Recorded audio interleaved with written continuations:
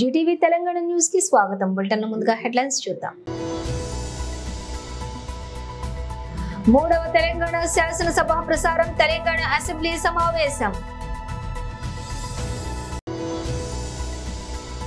ప్రత్యక్ష ప్రసారం, బీజేపీ రాష్ట్ర అధికార ప్రతినిధి Shrimati Rani Rudrama press meet. BJP Telangana. Tenali నియోజకవర్గంలో లేఅవుట్లను పూర్తి స్థాయిలో పరిశీలించిన మంత్రి శ్రీ నాదెండ్ల మనోహర్. రైతు సంఖ్యపై కాంగ్రెస్ ప్రభుత్వం మాయమాటలు చెబుతోంది. మాజీ మంత్రి సింగిరెడ్డి నిరంజన్ రెడ్డి. ఇక డీటెయిల్స్ చూస్తే మూడవ తెలంగాణ శాసనసభ ప్రసారం, తెలంగాణ అసెంబ్లీ సమావేశం. అక్బరుద్దీన్ ఓవైసీ గారు, డాక్టర్ పాల్వాయి హరీష్ బాబు గారు, దానం నాగేందర్ గారు చాలా విషయాలు మాట్లాడినరు. ప్రధానంగా హైదరాబాద్ నగరానికి సంబంధించిన చర్చ ఇది. దీనికి సంబంధించి వివిధ సందర్భాలలో వివిధ ప్రభుత్వాలు ఈ నగరాన్ని విశ్వనగరంగా మార్చడానికి వారి వారి శాయశక్తుల ప్రయత్నం చేసిండ్రు. కొన్ని అంశాలు అక్బరుద్దీన్ ఓవైసీ గారు ప్రస్తావించిండ్రు. కొన్ని విషయాలు నేను కూడా చెప్పదలుచుకున్నాను. కులీ కుతుబ్ షాయి మొదలుపెట్టిన నగరం, తర్వాత నిజాంలో పాలించిన ఈ నగరం విధానాలలో, పరిపాలనలో రాజులుగా వేరైనా, ఆలోచనలు వేరైనా, హైదరాబాదు నగరం విషయంలో కులీ కుతుబ్ షాయి, నిజాం నవాబ్లు ఎప్పుడు డిఫర్ కాలే. ఈ అభివృద్ధిని ప్రణాళికబద్ధంగా ముందుకు తీసుకెళ్లడానికే వాళ్ళకి సహకరించారు. అదేవిధంగా అధికారంలోకి వచ్చిన మొదటి హైదరాబాద్ స్టేట్ బూర్గుల్ రామకృష్ణారావు గారి నుంచి మొదలు పెడితే తర్వాత ఉమ్మడి రాష్ట్రంలో వచ్చిన ముఖ్యమంత్రులు కూడా హైదరాబాద్ నగరాన్ని, ఈ ప్రాంతాన్ని అభివృద్ధి చేయడానికి అవసరమైన నిధుల కేటాయింపులు కానీ, ప్రణాళికలో కానీ ఎక్కడ భిన్న సిద్ధాంతాలు, రాజకీయ విభేదాలు ఉన్న ఈ నగర అభివృద్ధిలో ఎలాంటి విభేదాలకు తావు లేకుండా అభివృద్ధి చేసుకుంటూ వెళ్ళారు. హైదరాబాద్ నగరానికి సంబంధించి దానం నాగేందర్ గారు మొదటి నుంచి ఇక్కడ పుట్టి పెరిగిండు. ఈ ప్రాంతం వాడు, ప్రతి గల్లీలో ఏం సమస్య ఉందో తెలుసు. చాలా విషయాలు వారు ప్రస్తావించారు. ఇందులో డెఫినెట్గా హైడ్రాలో రేపు భవిష్యత్తులో స్థానిక ఎమ్మెల్యేలను కూడా దాన్ని చర్చలు జరిగినప్పుడు అవసరమైనప్పుడు వాళ్ళందరినీ కూడా ఇందులో భాగస్వాములను చేసి వారి సలహాలు సూచనలు తీసుకోవడానికి మాకు ఎలాంటి అభ్యంతరం లేదు. ఇక్కడ ప్రధానంగా హైడ్రా తీసుకురావడానికి ఉద్దేశాన్ని ఈరోజు తెలంగాణ రాష్ట్ర ప్రజలకు నేను చెప్పదలుచుకున్నాను. మనకు హైదరాబాద్ మున్సిపల్ కార్పొరేషన్ ఉండే, కానీ నగరం విస్తరిస్తున్నప్పుడు వివిధ జిల్లాలు, వివిధ రాష్ట్రాలు, వివిధ దేశాల నుంచి ఈ ప్రాంతానికి వ్యాపారాల మీద, పెట్టుబడుల మీద, లేకపోతే ఉద్యోగాల మీద వివిధ ప్రాంతాల ప్రజలు వచ్చినప్పుడు నగరం యొక్క అవసరాలు పెరిగినాయి. ఈరోజు మీరు చార్మినార్ దగ్గరికి వెళ్ళి చూడండి, చార్మినార్ కానీ ఏక్ మినార్ దగ్గరికి వెళ్ళి చూడండి, గుల్జార్ హౌస్ తీసుకోండి, పత్తర్గట్టి తీసుకోండి, మదీనా హోటల్ తీసుకోండి, సిటీ కాలేజ్ తీసుకోండి, ఆడ ఆయుష్మాన్ అక్కడ హాస్పిటల్కే ఆయుష్ హాస్పిటల్ తీసుకోండి, యునానీ హాస్పిటల్, యునానీ హాస్పిటల్ తీసుకోండి. మీరు ఏదైనా అవసరానికి ఎక్కడి నుంచైనా వ్యాపార రూపంలో కానీ లేకపోతే ఇతర కొనుగోలు విషయంలో, బేగం బజార్ విషయంలో కానీ, మోజంజాయ్ మార్కెట్ కానీ, మీకు ఫ్రూట్స్ కొనాలంటే మోజంజాయ్ మార్కెట్లో దొరుకుతుండే, రకరకాల పక్షులు కావాలంటే కబూతర్ ఖానాకి వెళ్తే దొరుకుతుంది, మీకు రకరకాల రాళ్ళు వీటి నగిసీలు చెక్కడానికి పత్తర్గట్టిలో ఉంటుండే, అక్కడనే మీకు బట్టల కోసం మన కాడ వ్యవస్థ ఉన్నది, మీకు గాజులు లాడ్ బజార్, చుడియా అంటే ప్రపంచంలోనే ప్రసిద్ధిగాంచిన డిఫరెంట్ డిజైన్స్ మహిళల్ని ఆకర్షించడానికి అక్కడ రాజస్థానీ, బీహార్ నుంచి వచ్చిన కార్మికులు అక్కడ చుడి బజార్లో మీకు అక్కడ దొరుకుతాయి. గుల్జార్ హౌస్లో అధ్యక్ష ఈరోజు కూడా ప్రపంచంలో ఎక్కడ ఏ నోటైనా ఉండండి, ఎక్కడైనా చెల్లండి, రిజర్వ్ బ్యాంకులో కూడా చెల్లదో కానీ మీరు ఎలాంటి నోటు తీసుకెళ్ళినా గుల్జార్ హౌస్కి వెళ్తే పక్కనే కొన్ని షాపులు ఉంటాయి, మిమ్మల్ని ఇమ్మీడియట్గా తీసుకొని ఏ కరెన్సీ కావాలన్నా ఇస్తాడు. ఏ దేశం కరెన్సీ అయినా ఆ కరెన్సీని మార్చుకోవడానికి అక్కడ అన్ని ఏర్పాట్లు చేసింది. ఇవన్నీ కూడా నిజాం సర్కార్ ఇప్పుడు మన వాళ్ళు స్పెషల్ ఎకనామిక్ జోన్ అని, షాపింగ్ మాల్స్ అని, షాపింగ్ అవుట్లెట్స్ అని, మేము అమెరికాలో చూసి వచ్చినామని, లేకపోతే ఇతర దేశాలలో చూసి వచ్చినాం, దుబాయ్లో షాపింగ్ మాల్ పోతే అన్ని ఒక దగ్గర దొరుకుతాయి, ఇట్లాంటి మనం చర్చలు వింటున్నాం. 300 years back he has design for everything. ఏమి కావాలన్నా ఎవరు వచ్చినా, ఇంక్లూడింగ్ ఎంటర్టైన్మెంట్ కూడా, కవాలి కోసం, ముజరాల కోసం, మీకు మెహందీ బజార్ అక్కడ ఒక ఎంటర్టైన్మెంట్, అంటే ఎంటర్‌ప్రెన్యూర్స్ వచ్చినప్పుడు లేట్ ఇన్ ద ఈవినింగ్ వాళ్ళకి ఎక్కడికి వెళ్ళాలి అని అంటే అట్లాంటి ప్రాంతాలను కూడా అన్ని ఒక సంస్కృతిని నిజాం సర్కార్ మనకు ఓల్డ్ సిటీలో చార్మినార్ చుట్టూతో ఒక మినార్, ఒక స్ట్రక్చర్, ఒక దేశం యొక్క సాంప్రదాయము, లేకపోతే ఒక పరిపాలన యొక్క సింబాలిక్ స్ట్రక్చర్లో ఉంటుంది. అది ఈఫిల్ టవర్ కావచ్చు, లేకపోతే స్టాచ్యూ ఆఫ్ లిబర్టీ కావచ్చు.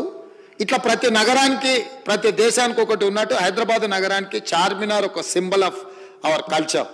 సో ఇట్లాంటి గొప్ప గొప్ప చారిత్రాత్మకమైన కట్టడాలతో పాటు మీరు చూడండి. ప్రత్యక్ష ప్రసారం బీజేపీ రాష్ట్ర అధికార ప్రతినిధి Shrimati Rani Rudrama, press meet BJP Telangana.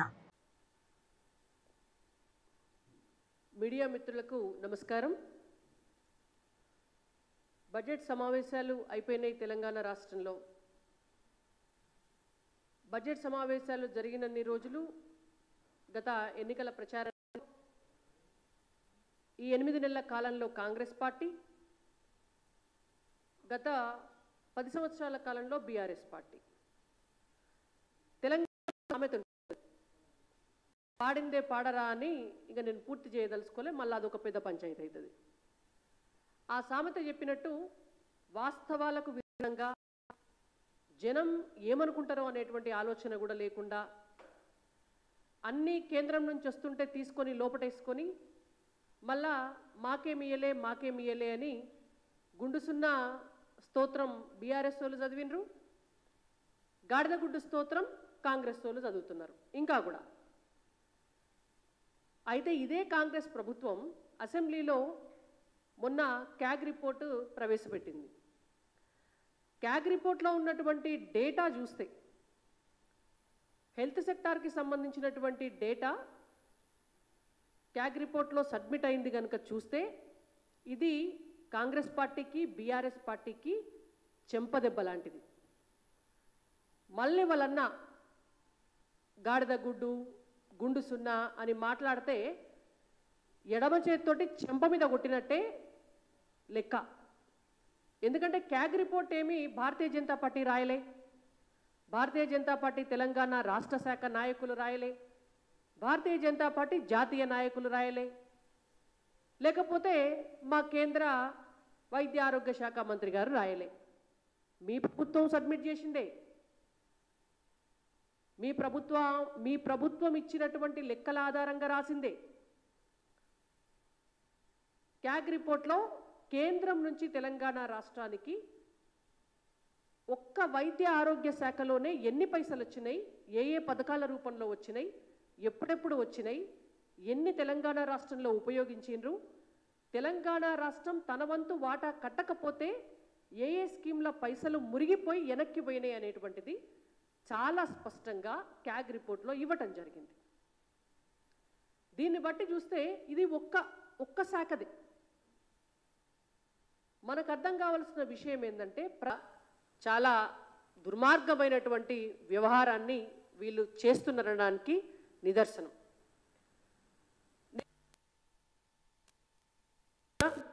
ఎందుకంటే క్యాగ్ ఇచ్చినటువంటి రిపోర్టు, అందులో ఉన్నటువంటి డేటా అంతా కూడా ఒక్కసారి మీకు చెప్పదలుచుకున్నా.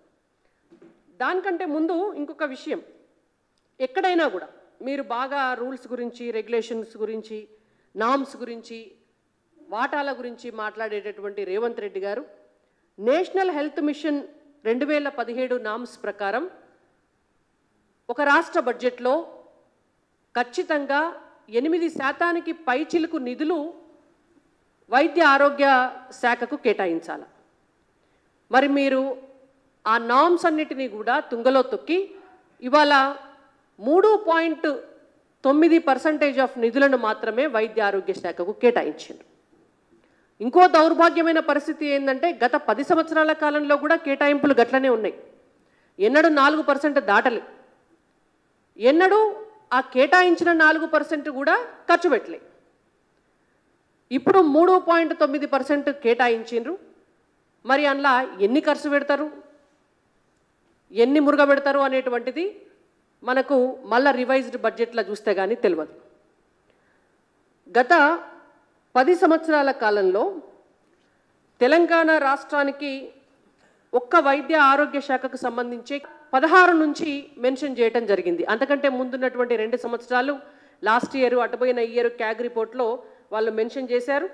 అయితే ఈ రిపోర్టు 2021, 2022 వరకు ఇచ్చినటువంటి దొరికినటువంటి డేటా మొత్తం వాళ్ళు పొందుపరచడం జరిగింది. 2016, 2017 సంవత్సరానికి గవర్నమెంట్ ఆఫ్ ఇండియా కేంద్ర ప్రభుత్వం తెలంగాణ వైద్య ఆరోగ్య శాఖకు అలొకేషన్ చేసినటువంటి బడ్జెట్ 1201 కోటి, 1200 కోట్ల రూపాయలు. 2017, 2018 సంవత్సరానికి కేంద్రం నుంచి తెలంగాణ రాష్ట్రానికి అలొకేషన్ అయినటువంటి బడ్జెట్ వైద్య ఆరోగ్య శాఖకు 1660 కోట్ల రూపాయలు. 2018, 2019కి కేంద్రం నుంచి తెలంగాణ రాష్ట్రానికి అలొకేట్ అయిన బడ్జెట్ 1466 కోట్ల రూపాయలు. 2019, 2020 సంవత్సరానికి 1839 కోట్ల రూపాయలు. 2020, 2021కి 2310 కోట్ల రూపాయలు. 2021, 2022కి 939 కోట్ల రూపాయలు. ఇది కేవలం క్యాగ్లో ఇచ్చినటువంటి 6 సంవత్సరాల డేటానే నేను మీకు చెప్తున్నా. ఇది కేంద్రం నుంచి వచ్చినటువంటి మనకు వచ్చినటువంటి పైసలు. దీంతో పాటు ఒక డైరెక్ట్గా వీటికి మళ్ళా ట్యాక్స్ డెవల్యూషన్ ఫండ్స్కి సంబంధం లేదు. ఇది సపరేట్గా ఈ శాఖకు వచ్చినటువంటి పైసలే. వీటితో పాటుగా నేను మీకు ఇంకొక డేటా కూడా చూపిస్తా. అది క్యాగ్ రిపోర్ట్లో మీరు కూడా చూసుకోవచ్చు, మా మీడియా మిత్రులు కూడా చూడొచ్చు. ఇందాక నేను చెప్పిన డీటెయిల్స్ అన్నీ కూడా పేజ్ నెంబర్ 163లో ఉంటాయి. పేజ్ నెంబర్ 170 క్యాగ్ రిపోర్ట్ ఇచ్చినటువంటి ఫైనాన్స్ దాంట్లో ఇంకొకటి చాలా స్పష్టంగా ఉంటుంది. నేషనల్ హెల్త్ మిషన్ ద్వారా ఇంప్లిమెంట్ అవుతున్నటువంటి అన్ని స్కీమ్లకు సంబంధించి తెలంగాణ రాష్ట్రంలో సెంట్రల్ గవర్నమెంట్ షేర్ 60% ఉంటే స్టేట్ గవర్నమెంట్ షేర్ 40% ఉంటుంది. దీనికి సంబంధించి ఈ మిషన్లో సంబంధించి కూడా తెలంగాణ రాష్ట్రానికి కేంద్రం నుంచి వచ్చి రిలీజ్ అయినటువంటి విడుదలైనటువంటి నిధులు 2016, 2017 సంవత్సరానికి 856 కోట్లు, 2017, 2018కి 570 కోట్లు, 2018, 2019 ఆర్థిక సంవత్సరానికి 520 కోట్లు, 2019, 2020 ఆర్థిక సంవత్సరానికి 649 కోట్లు, 2020, 2021 ఆర్థిక సంవత్సరానికి 1765 కోట్లు, 2021, 2022 ఆర్థిక సంవత్సరానికి 1246 కోట్లు. ఈ డబ్బంతా ఓన్లీ 6 సంవత్సరాలు 2016 నుంచి 2022 వరకు కేంద్ర ప్రభుత్వం తన వాటాగా నేషనల్ హెల్త్ మిషన్ కింద తెలంగాణలో ఇంప్లిమెంట్ అవుతున్నటువంటి స్కీమ్ల కోసం రిలీజ్ చేసినటువంటి డేటా. దీంట్లో 40% స్టేట్ గవర్నమెంట్ షేర్ ఉంటుంది, 60% సెంట్రల్ ఇచ్చినటువంటి డబ్బుల వివరాలు నేను మీకు ఇప్పుడు చెప్పడం జరిగింది. దీంతో పాటు టీవీవీపీ హాస్పిటల్స్ కోసం సెంట్రల్ షేరు మొత్తం స్టేట్ గవర్నమెంట్కి 3.5 కోట్లు రిలీజ్ చేస్తే రైతుల సంఖ్యపై కాంగ్రెస్ ప్రభుత్వం మాయమాటలు చెబుతోంది. 60 లక్షల మందికి పైగా రైతులు రుణాలు తీసుకుంటే కాంగ్రెస్ ప్రభుత్వం ఆ సంఖ్యను తక్కువ చేసి చూపుతోంది. మాజీ మంత్రి సింగిరెడ్డి నిరంజన్ రెడ్డి తెలంగాణ సర్కార్ దిగిపోయే నాటికి రైతు బంధు ఖాతాలే 69 లక్షల పైచీలకు మందికి ఉంటే మరి రుణాలు తీసుకున్నటువంటి రైతుల సంఖ్య 60 లక్షల పైచీలకు ఉంది. ఈరోజు తెలంగాణలో బ్యాంకుల రుణాలు పొందినటువంటి రైతుల సంఖ్య 60 లక్షల పైచీలకు ఉంది. మరి ఈ 60 లక్షల పైచీలకు రుణాలు పొందినటువంటి రైతులు ఉన్నప్పుడు నేను గతంలో కూడా చాలాసార్లు చెప్పినా, మళ్ళొకసారి రీటరేట్ చేస్తున్నా, పునరుద్ఘాటిస్తున్నా, 5 ఎకరాల లోపు భూమి ఉండేటువంటి రైతుల సంఖ్యనే ఎక్కువ. 92.5% భూమి 5 ఎకరాల లోపున్న రైతుల చేతిలో ఉంది. అటువంటిప్పుడు 1,00,000 లోపు రుణం, 1,00,000కు మించి 5 ఎకరాల లోపు ఉండేటువంటి రైతులకు రుణం ఏ బ్యాంకులు ఇవ్వలేదు. అటువంటిప్పుడు అత్యధిక 1,00,000 రూపాయల రుణం కలిగినటువంటి రైతుల సంఖ్య గత ప్రభుత్వంలో 39 లక్షలు ఉంటే మా ప్రభుత్వంలో ఇప్పుడు అది ఖచ్చితంగా 40 నుంచి 45 లక్షల మధ్యలో ఉండాల. 40 నుంచి 45 లక్షల సంఖ్యగా ఉండాల లక్షలోపు రుణాలు పొందినటువంటి వాళ్ళు. లేదు వీళ్ళు కొందరు ఓవర్లాప్ అయి 1.5 పడింది అనుకుంటే కూడా మీరు మొదటిసారి రెండోసారి కలిపి చేసింది ఎంత? ఇప్పుడు రైతుల సంఖ్య ఎంత? 11 లక్షలు మొదటిసారి. రెండోసారి చేసింది ఎంత? 1 నుంచి 1.5 మధ్యలో చేసింది ఎంత? 6,000 పైచిలకు, 5 లక్షల పైచిలకు. అంటే మొత్తం ఎన్ని లక్షల మంది అన్నట్లు? మరి ఈ రైతుల సంఖ్య అంతా ఎడిపోయింది. రైతులు మాయమైపోయినరా మీ లెక్కన? లేకుంటే సంఖ్యను మీరు మాయం చేస్తారా? ఇచ్చినమని నమ్మబలకడం కోసం మీరు చెప్తున్నారు, కానీ అసలు రుణమాఫీపై రైతుల సంఖ్యపై మీరు స్పష్టత ఎందుకు ఇస్తలేరు? మొదటి నుంచి ఇప్పటిదాకా రుణమాఫీకి అర్హమైనటువంటి రైతుల సంఖ్య జిల్లాల వారీగా ఇది ఎందుకు ఇస్తలేరు? ఏం గోప్యం ఉంది దీంట్లో? ఎందుకు గోప్యత మెయింటైన్ చేస్తున్నారు? ఈ రహస్యానికి కారణం ఏంది? Congress party Chevella SC declaration కు అనుగుణంగా నిధులు కేటాయించాలని డిమాండ్ చేస్తూ బీజేపీ ఎస్సీ మోర్చా సిద్దిపేట జిల్లా అధ్యక్షులు నతి శివకుమార్ ఆధ్వర్యంలో గజ్వేల్ ఐఓసీలో ఎంఆర్ఓకి వినతి పత్రం ఇవ్వడం జరిగింది. వారు మాట్లాడుతూ కాంగ్రెస్ పార్టీ గత అసెంబ్లీ ఎన్నికల సమయంలో చేవెళ్లలో నిర్వహించిన ఎస్సీ డిక్లరేషన్ లో ఇచ్చిన ప్రధాన హామీలైన అంబేద్కర్ అభయహస్తం, ఎస్సీ కార్పొరేషన్ ద్వారా స్వయం ఉపాధికి రుణాలు, షెడ్యూల్ కులాల సాంఘిక సంక్షేమ వసతి గృహాల పునఃనిర్మాణం తదితర అంశాలకు రాష్ట్ర బడ్జెట్ లో ఎలాంటి నిధులు కేటాయించకపోవటాన్ని నిరసిస్తున్నాం. ఈ క్రింది డిమాండ్లను వెంటనే నెరవేర్చి ఎస్సీలను ఆదుకోవాలని బీజేపీ ఎస్సీ మోర్చా విన్నపం. అంబేద్కర్ అభయహస్తం కింద ప్రతి కుటుంబానికి 12 లక్షల రూపాయల ఆర్థిక సహాయం అందజేయాలి. ఎస్సీ ఉపకులాలు, మాల మరియు మాదిగ కార్పొరేషన్లకు సంవత్సరానికి 750 కోట్లు కేటాయించాలి. ప్రతి ఎస్సీ కుటుంబానికి శాశ్వత ఇళ్లు నిర్మాణానికి 5 లక్షలు ఆర్థిక సహాయం అందజేయాలి. ఎస్సీ హాస్టల్స్ పునఃనిర్మాణానికి అవసరమైన నిధులు వెంటనే కేటాయించాలి. ఎస్సీ కార్పొరేషన్ ద్వారా యువతకు స్వయం ఉపాధికై సబ్సిడీ రుణాలకు సంవత్సరానికి 1000 కోట్లు కేటాయించాలి.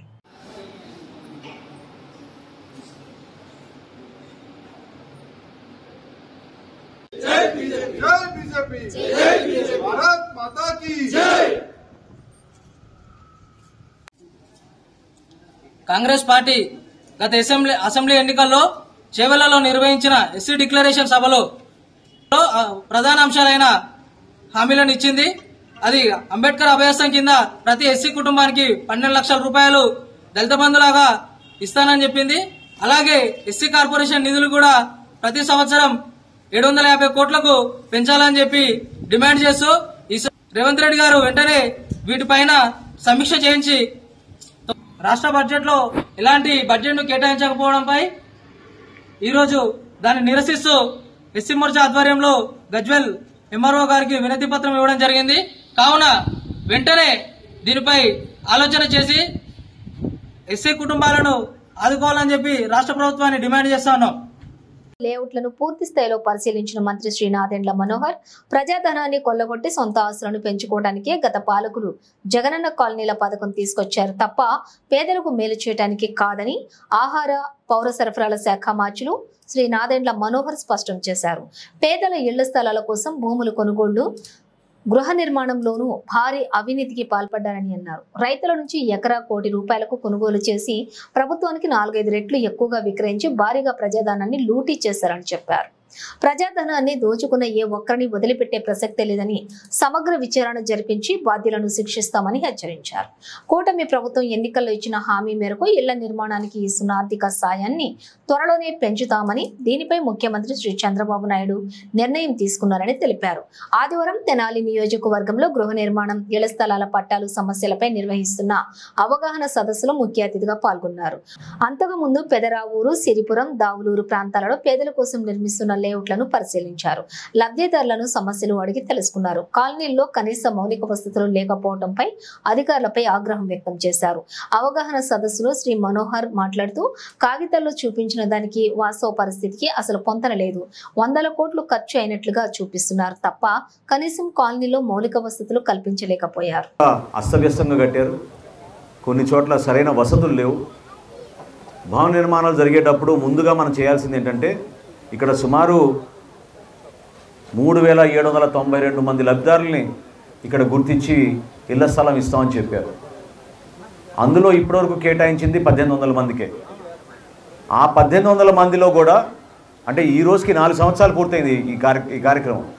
4 సంవత్సరాల్లో కూడా ఆ 1800లో కట్టుకుంది కాస్త కేవలం 489 మంది. ఆ 489 కూడా చూపిస్తున్నారు, కానీ నివసించడానికి మాత్రం పూర్తి స్థాయిలో అక్కడ న్యాయం జరగలేదు. హౌసింగ్ మన రెడ్ క్రాస్ పక్కన బ్లడ్ బ్యాంక్ పక్కన ఉన్న ఆఫీస్కి 10 సార్లు కన్నా ఎక్కువ మంది ఎంతమంది తిరిగారు ఒకసారి చేతులు ఎత్తండి. 150 సార్లు మీరు తిరిగారు. ఎవరికైతే ఇళ్ల స్థలం ఇచ్చామని చెప్పారో వాళ్ళు కనీసం ఇళ్ల స్థలం ఎక్కడుందో కూడా చూపించలేదో వాళ్ళ చేతులు ఎత్తండి. ఓ మై గాడ్, ఇది మరీ అన్యాయంగా ఉంది. ఇంతమందా? ఏమంటే 50,000 రూపాయలు రుణాలు తీసుకున్నారు, దానికి కాంట్రాక్టర్ సహకరించలేదు, దయచేసి వాళ్ళ చేతులు లేపండి. సో ఇంతమంది వెనకబడి ఉన్నారు, నాకు కనపడుతున్నారు. ఖచ్చితంగా దానిపైన యాక్షన్ తీసుకోవాలి. ఇంతకుముందే ఒకరిద్దరు మహిళలు పాపం వాళ్ళ ఆవేదన వ్యక్తపరిచినప్పుడు ఇక్కడ ఒక 5 కాంట్రాక్టర్లకి ముఠాలాగా తయారు చేసి ఇక్కడ వాళ్ళకి పనులు చెప్పారు. చాలా మోసం జరిగింది ఇక్కడ, అవునా కదా? కాంట్రాక్టర్లు మోసం చేశారు లేదా మీరు చెప్పండి. సో డెఫినెట్గా నేను పోలీసు వ్యవస్థని నేను కోరాను, స్టేట్మెంట్ తీసుకుని వాళ్ళపైన కఠినంగా వివరించేటట్టు యాక్షన్ తీసుకుందాం. ఎక్కడైతే ప్రభుత్వం నుంచి పొరపాట్లు ఉన్నాయో నేను మీకు మాట ఇస్తున్నాను, నెల రోజుల్లోనే వాటిని సర్దిద్దుకుని మీకు ఇబ్బంది కలగకుండా ఖచ్చితంగా మీకు న్యాయం జరిగేటట్టు, ఏదైతే మీరు కలగన్నారో సొంత గృహ నిర్మాణం చేసుకోవాలన్న ఒక తపనతోటి పాపం ఇంతమంది ఆవేదనతో ఈరోజు వచ్చారు, వాళ్ళందరికీ న్యాయం చేసే బాధ్యత ఈ ప్రభుత్వం తీసుకుంటుందని మనస్ఫూర్తిగా నేను మీకు హామీ ఇస్తున్నాను. నెల రోజుల్లోనే మనందరం మరొకసారి ఇట్లానే ఒకసారి ఇక్కడ కలుసుకుని ఇంకా ఏమైనా సమస్యలు ఉంటే వాటి గురించి పరిష్కారం చేద్దాం. సో ఇంకొక ఆసక్తికరమైన విషయం కూడా మీకు తెలియాలి. ఎందుకంటే మీరు అనుకోవచ్చు ప్రభుత్వంలో సరిగ్గా పనిచేయలేదు అధికార యంత్రాంగం అనుకోవచ్చు, మీరు బాధపడవచ్చు. కానీ వీళ్ళు హడావిడిగా వాళ్ళు దోచుకోవడానికి చేసిన కార్యక్రమం తప్ప పేదవాళ్ళ కోసం చేసిన కార్యక్రమం కాదు. 399 కోట్ల రూపాయలతోటి ఈ భూములు కొన్నారు. 399 కోట్ల రూపాయలతోటి ఈ భూములు కొన్నారు. అది నిజమేనా? వాస్తవమా? రేట్ అట్లా ఉందా ఇక్కడ చెప్పండి. ఎందుకంటే మున్సిపాలిటీ నుంచి మనం రోడ్లు వేయడానికి సిద్ధమైన లేఅవుట్లోనేమో గ్రామీణ ప్రాంతాల నుంచి వచ్చిన లబ్ధిదారులు ఉన్నారు, వేరే గ్రామాల నుంచి వచ్చిన వాళ్ళు ఉన్నారు. పేదరావుడికి సంబంధించిన గ్రామస్తుల్ని మాత్రం తీసుకెళ్ళి ఎక్కడో పాడేశారు, వాళ్ళకి మాత్రం న్యాయం జరగలేదు. ఎవరైతే భూములు ఇవ్వడానికి ముందుకు వచ్చారో రైతులు 90 లక్షలు, కోటి రూపాయలు పెట్టి భూములు కొన్నారు వాళ్ళ దగ్గర. ఇది ఖచ్చితంగా సమగ్రమైన విచారణ జరగాలి. నేను తహసీల్దార్ గారు చెప్పాను, దీనిపైన ఎంక్వైరీ వేస్తాం. ఎవరైతే ఆ విధంగా వ్యవహరించారో వాళ్ళపైన యాక్షన్ ఖచ్చితంగా తీసుకుంటుంది ప్రభుత్వం అని చాలా స్పష్టంగా చెప్తున్నాను. కాలువల విషయంలో దయచేసి తెనాలి పట్టణంలో మీ అందరూ చూశారు, ఎందుకంటే ఎక్కువ మంది తెనాలి పట్టణంలో నివసించిన వాళ్ళు. ముందు నుంచే మనం జాగ్రత్త పడపోతే రేపటి రోజున మన కార్యక్రమాలు చేసుకోలేము. మీరు మున్సిపాలిటీ వాళ్ళు రావడం లేదు, కాలువలు తీయడం లేదు, చెత్త సేకరించడం లేదంటే మన అందరం కూడా పౌరులుగా మన బాధ్యతగా మనం భావించుకోవాలి. 30 అడుగుల రోడ్డు మనం విస్తీర్ణం వదిలినప్పుడు దయచేసి మీరు కట్టుకునే ఇంటి దగ్గరే మీరు ఇంకుడు గుంతలు తవ్వుకోవాలి. జాగ్రత్తగా మీరు డ్రైనేజ్ వ్యవస్థను ఏర్పాటు చేసుకోవాలి. రాబోయే రోజుల్లో నేను మీకు మాట ఇస్తున్నాను, ఖచ్చితంగా ఇది ఒక ఆదర్శవంతమైన కాలనీగా మనం మార్చుతాం. చాలా బాగా చేద్దాం. కొంచెం సమయం ఇవ్వండి, నిధులు తీసుకొస్తాను, రోడ్లు వేద్దాం, మీకు కాలువలు కట్టిద్దాం. అదేవిధంగా పాపం చాలామంది పేదవాళ్ళు ఈరోజు కట్టుకోలేని పరిస్థితిలో ఉన్నారు.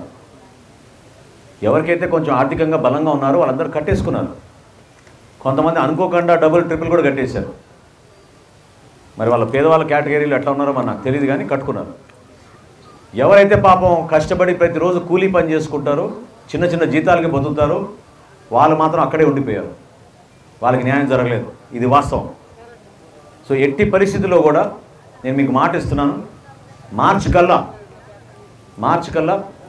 దాదాపు కొత్తగా మనకు వచ్చిన లేఅవుట్లో భాగంగా 1900 లబ్ధిదారులు మనం గుర్తించి అదనంగా మనం ఇప్పుడున్న 1889కి ఇంకొక 1900 మందిని మనం చేర్చి వాళ్ళందరికీ కూడా ఇళ్ల స్థలాలు ఇచ్చిన ఇళ్ల స్థలాలకి వాళ్ళకి కేటాయించి పనులు ప్రారంభించేటట్టు తప్పకుండా మేము హౌసింగ్ డిపార్ట్మెంట్ నుంచి అన్ని విధాలుగా మేము దాన్ని కసరత్తు చేసి సిద్ధం అవుతామని మనస్ఫూర్తిగా మీకు చెప్పుకుంటున్నాను. నేను మీకు మాట ఇస్తున్నాను, 100% మీ సమస్య పరిష్కారం మేము చేస్తాం, నెల రోజుల్లోనే చేస్తాం మీ సమస్య పరిష్కారం అని సభాముఖంగా మీకు మాట ఇస్తున్నాను.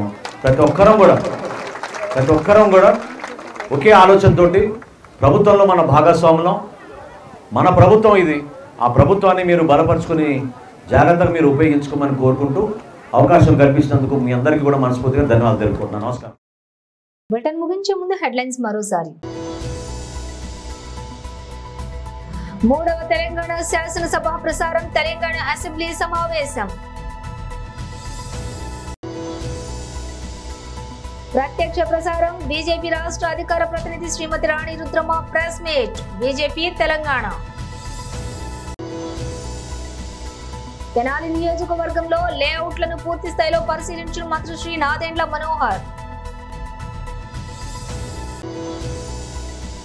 రైతు సంఖ్యపై కాంగ్రెస్ ప్రభుత్వం మాయమాటలు చెబుతోంది, మాజీ మంత్రి సింగిరెడ్డి నిరంజన్ రెడ్డి.